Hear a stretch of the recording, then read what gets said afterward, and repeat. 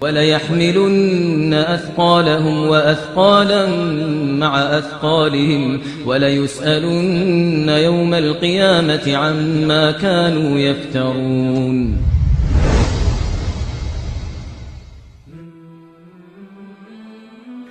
مصيبة أن الواحد يستره الله ويجاهر،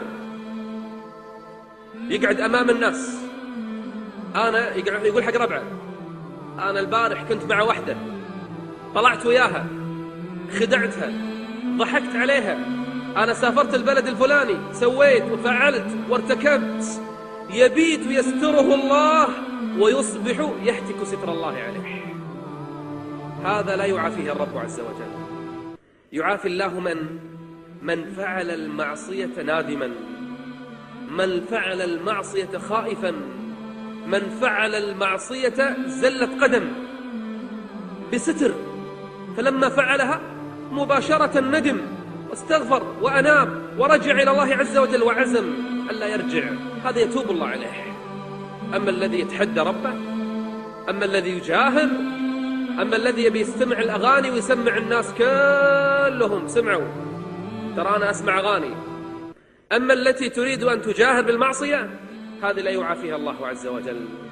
فلنحرص على أن لا نرتكب الذنوب، فإن وقعنا من ابتلي فليستتر بستر الله عليه، ولا ينشر الذنوب والمعاصي حتى لا يجرئ الغير وحتى لا يهون المعصية في قلوب بني آدم.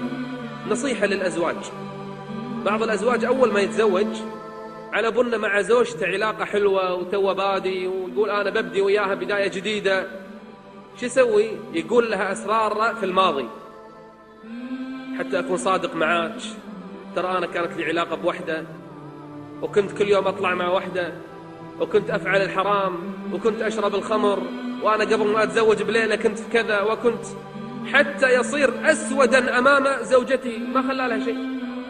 فإذا ضعفت العلاقة وفترت ربما هتكت ستره، فضحت سره، ربما كرهته وربما شكت فيه.